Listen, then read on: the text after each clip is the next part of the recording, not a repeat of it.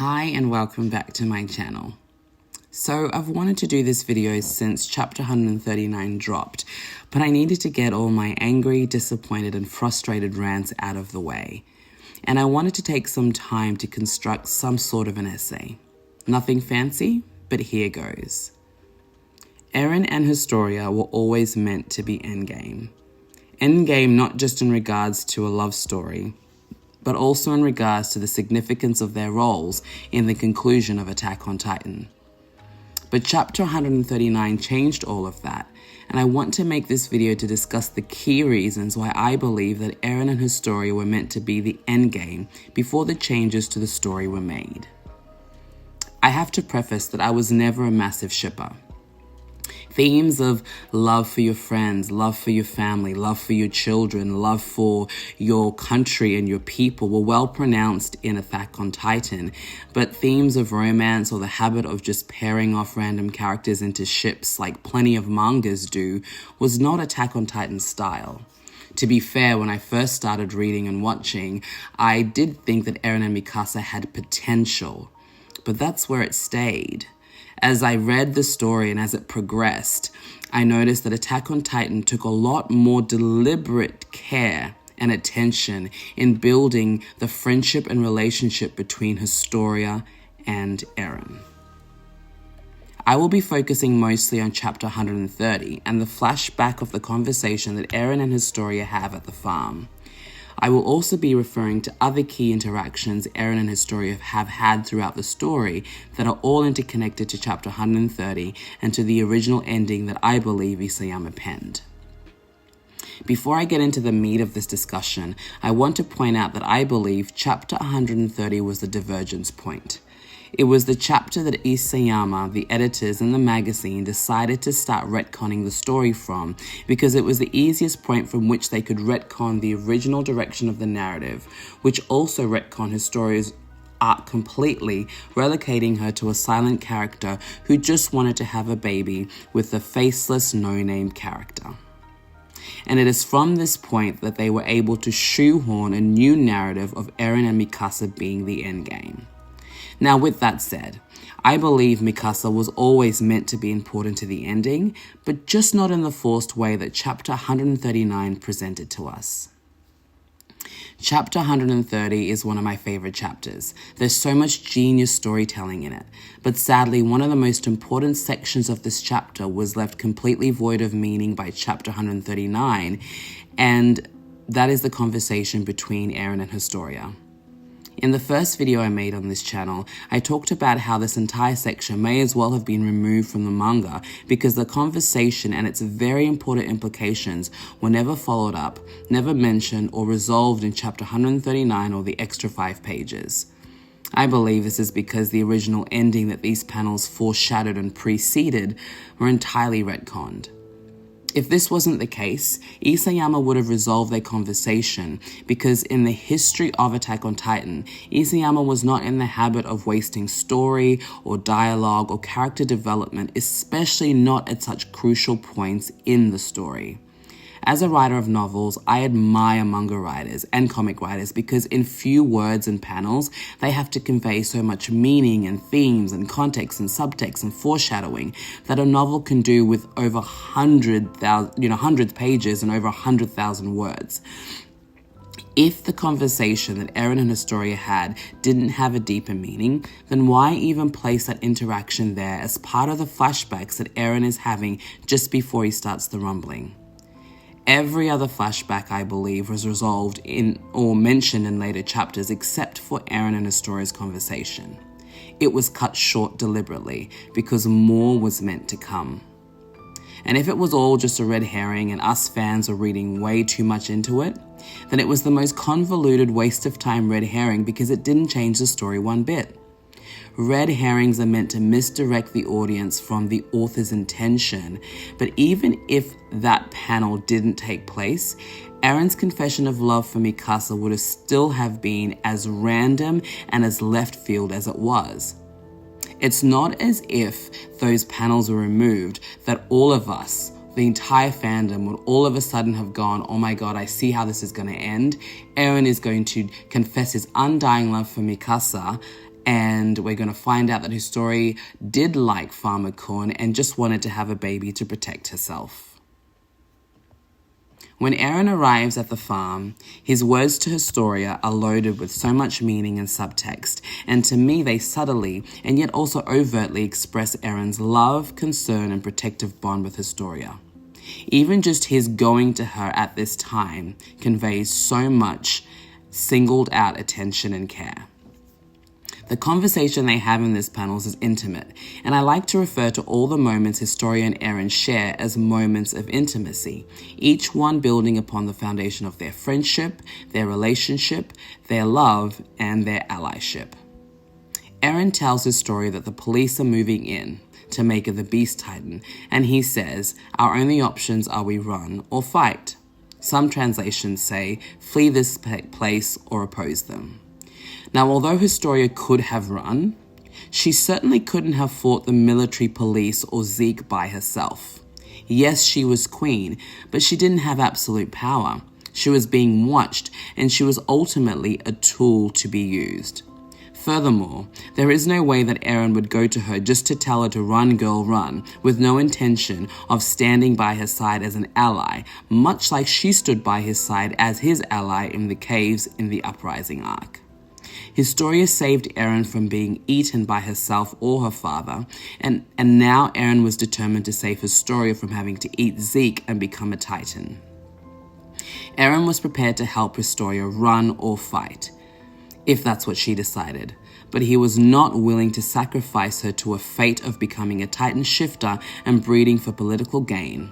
She was too important to him.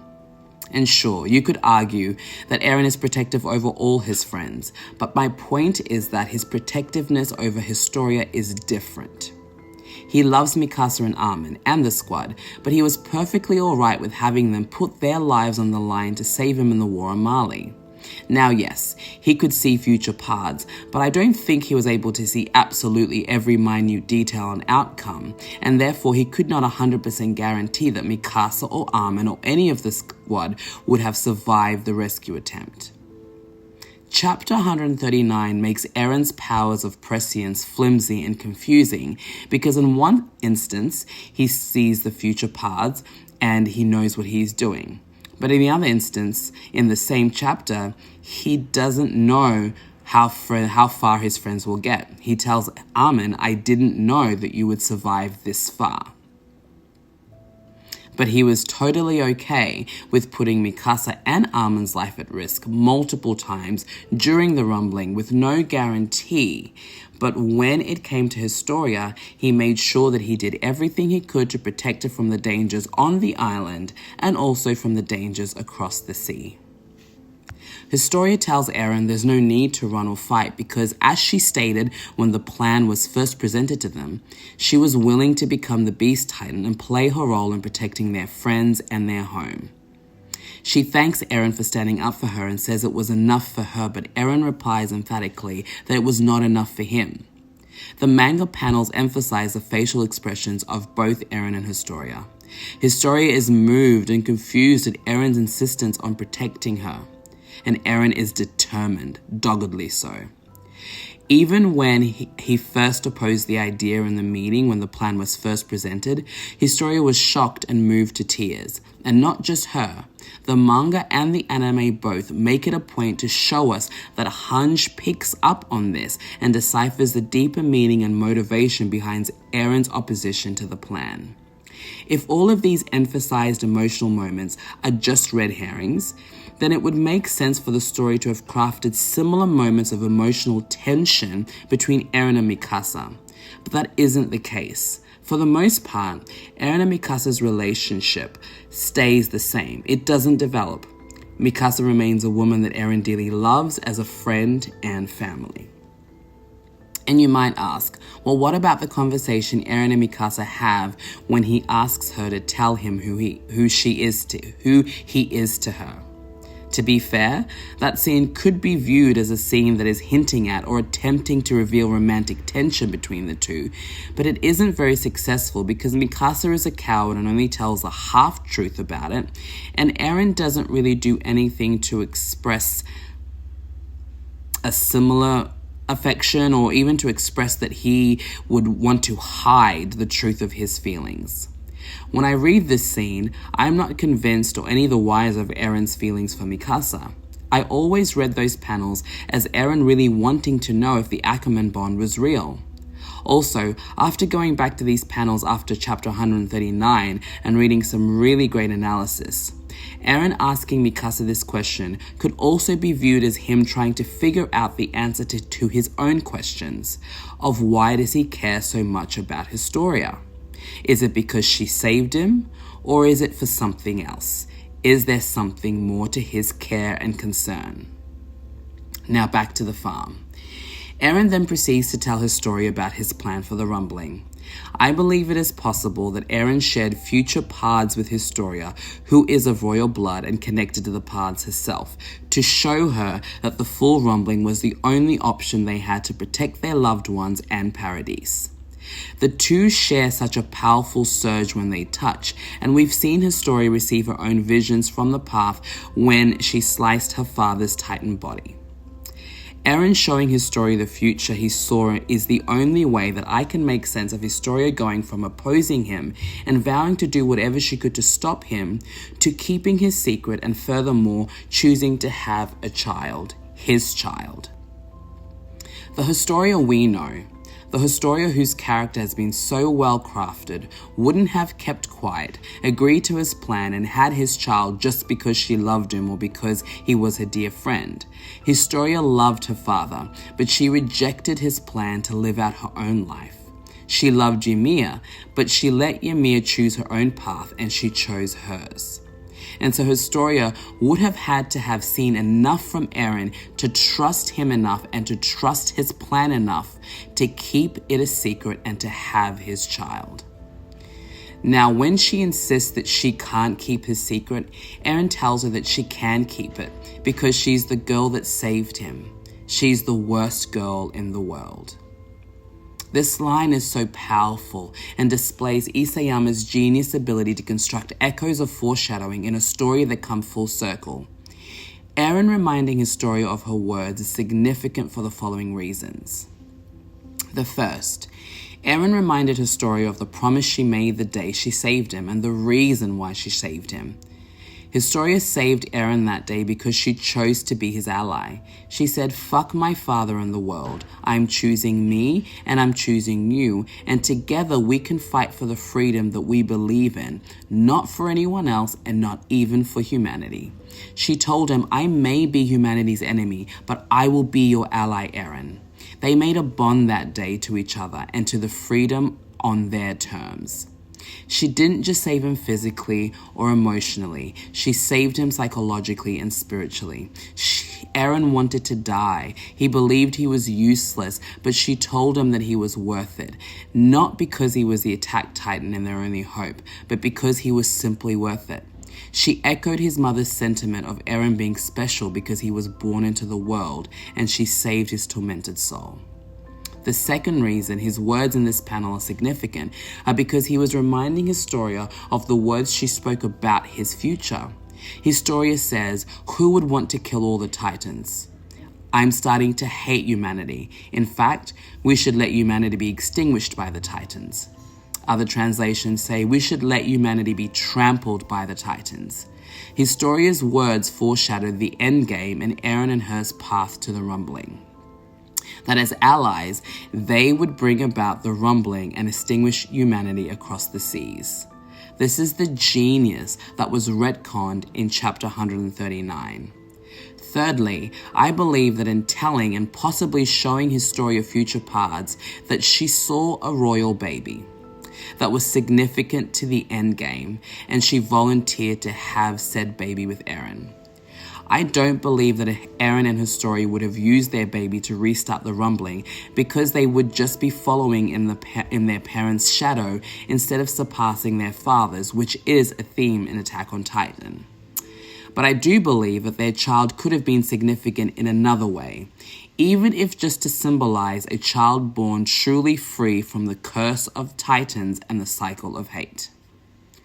I do not believe that Historia had the baby to protect herself from becoming the Beast Titan, because Historia was willing to go along with Zeke's plan. Even after Eren's efforts of persuasion, she still said, "If it is the only way to ensure our loved ones and home is protected, I will do it."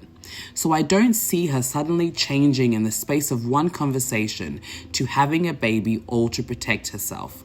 Historia would not use her child or any child to protect herself, because Eren was against her having a baby as part of a solution to the conflict, and Eren's rumbling plan meant he could use Zeke before Zeke could get to Historia. If he didn't want her to have a baby for Zeke's plan, why would he want her to have a baby for his plan? And there is no way that Historia would have just wanted to have a baby with Farmer Kun because of reasons.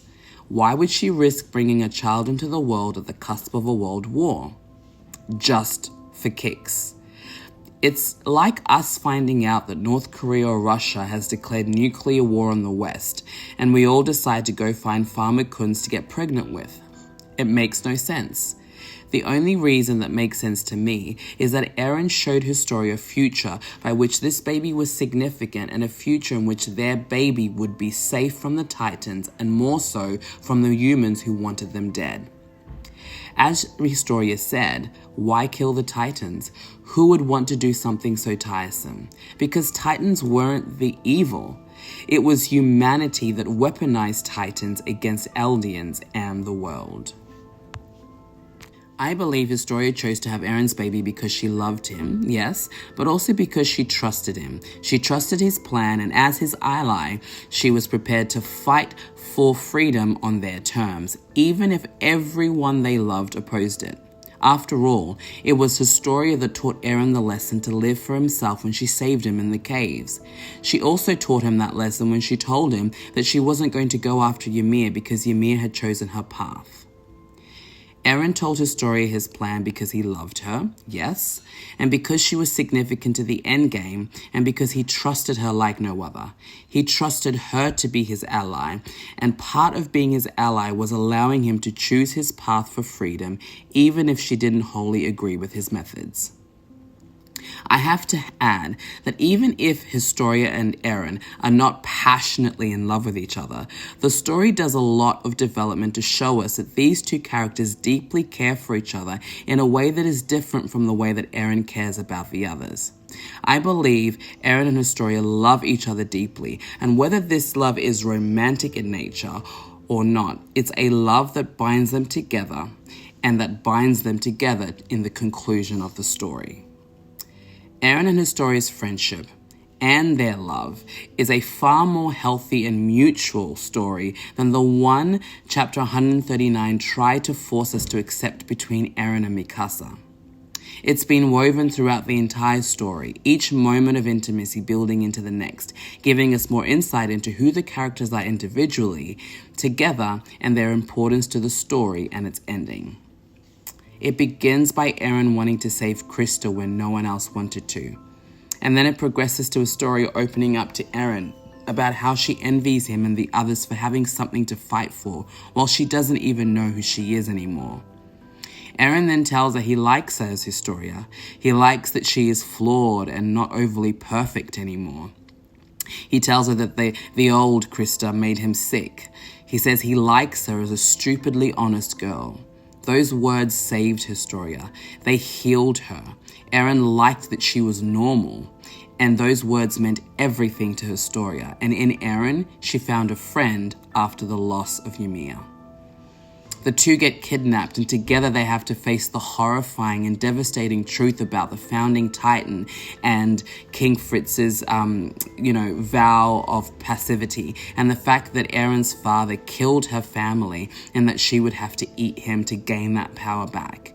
Their stories are painfully parallel in being children whose fathers and their visions are forced upon them. Historia rejects her father and chooses Eren instead. He wants to die, he hates himself and life, but she saves him and shows him with her actions and words that she deems his life more worthy than her father's love and humanity. Armin and Mikasa are his best friends, but it is Historia that helps set him on a path to keep moving forward no matter what. Eren tells Historia she's wonderful. She blushes. They talk about life. They are honest and vulnerable with each other, so much so that Mikasa gets jealous. Eren expresses his admiration for Historia, not just in inner monologues, not just in secret, but he expresses it to his friends. He doesn't keep it a secret. When he kisses her hand and sees the future paths for the first time, he keeps the implications a secret for 4 years to protect Historia. He smiles when she's happy and vehemently opposes any plan that would render Historia a tool, even if she's willing. He goes gangster on Hange for daring to insinuate that he would abandon Historia. But chapter 139 wants us to believe all these intentional and well-crafted moments of intimacy and relationship were just red herrings, and that we of the fans read far too much into them because we're Eren and Historia shippers. Most of us who believe Eren and Historia were meant to be endgame don't believe this simply for some romantic shipping war, but because Eren and Historia's relationship and love has been so beautifully woven into the fabric of the entire story, and not just thrust upon us at the very end. If Isayama had given Mikasa and Eren even half as much character and relational development as he did for Eren and Historia, then I would have been all on board for the ending of chapter 139. Now, before I finish, I want to make a few points about Historia's character and her importance to the story. As I stated before, chapter 130 is the divergence point. It is from this point that Historia's story and her significance becomes pointless. I've heard a lot of people state that Historia's character arc wasn't retconned because the significance of her story ended after the Uprising arc. Well, if that was the case, why show her interaction with Eren in such a crucial moment before the rumbling? If her importance to the story was done, she didn't have to be pregnant at all. She didn't have to be pregnant to be sidelined. She could have just been given some queening duties or missions on the side. Instead, she was made mute because the original direction of her story was retconned. Historia is absent from the story for over 40 chapters.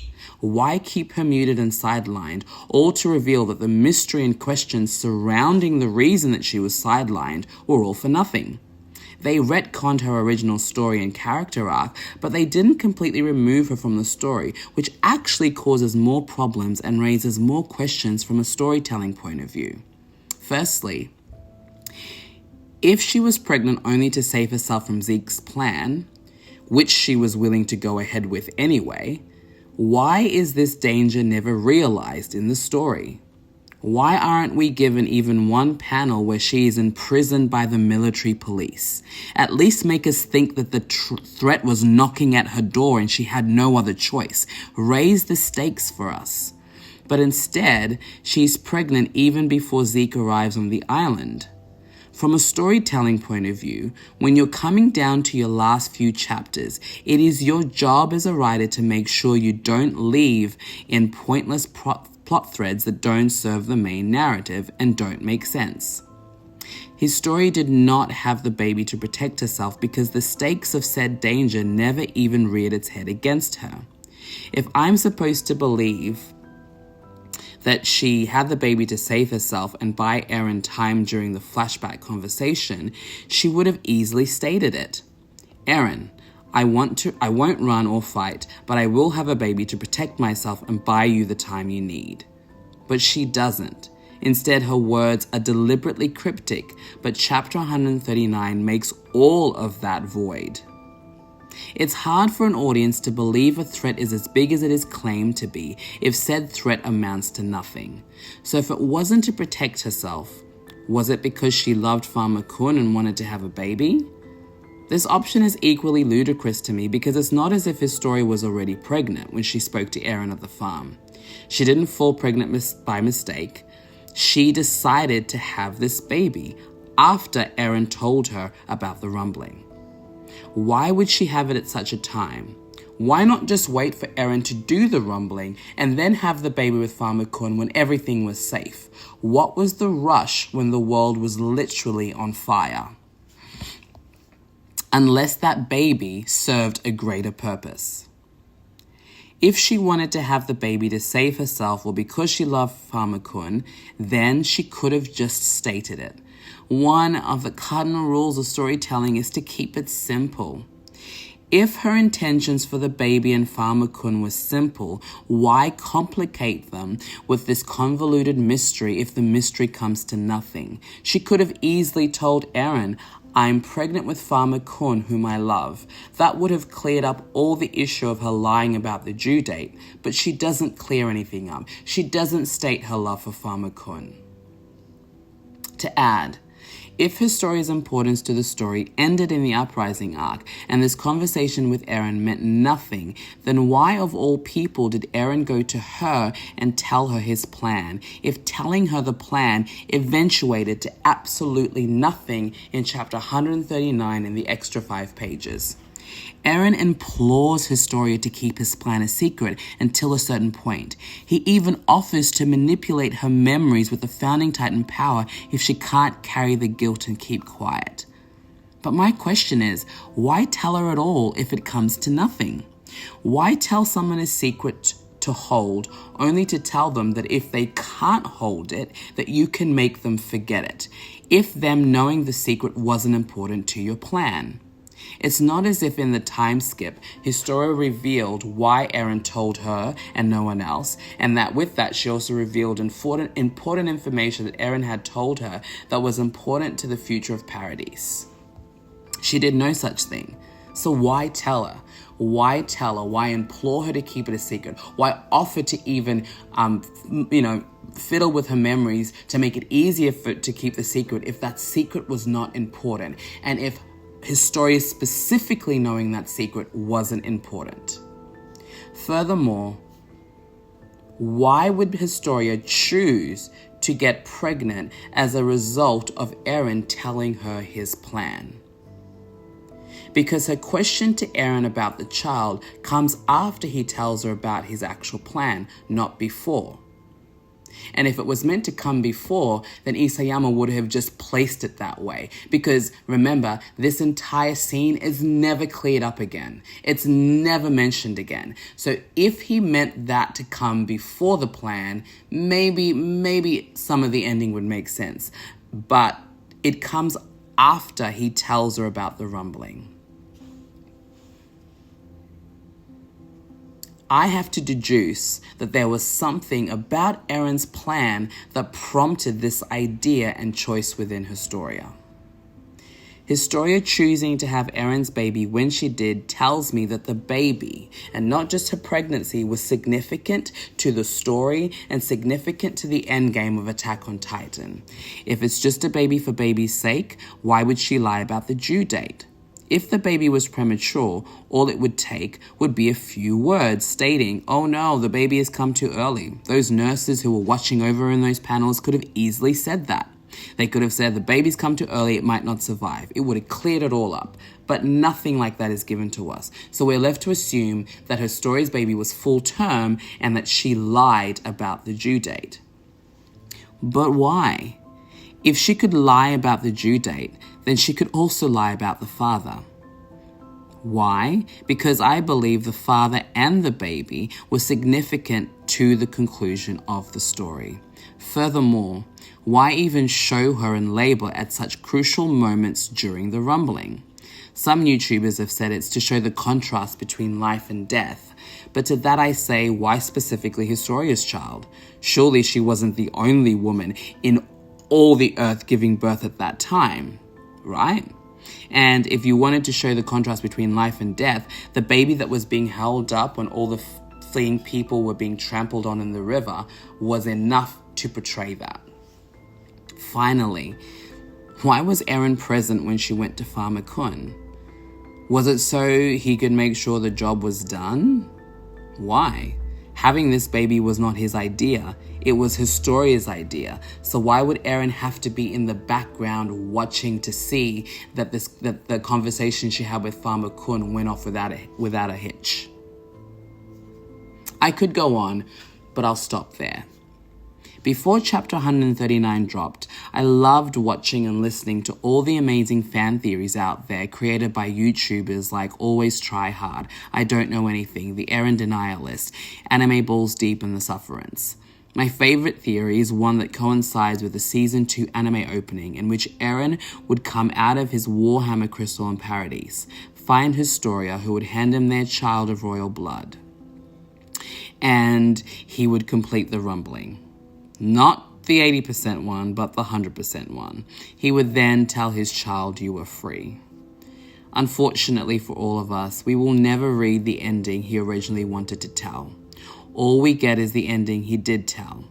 But even with chapter 139 and the extra five pages now set in stone, I will forever believe that Eren and Historia were the original endgame to Attack on Titan. And I am so looking forward to part 1 of the Attack on Titan No Requiem fan edit that is being dropped, I believe, today. Thanks again for listening. I hope you enjoyed this video. I love the comments and discussion, so even if you don't agree with me and you think I'm whacked, let's chat.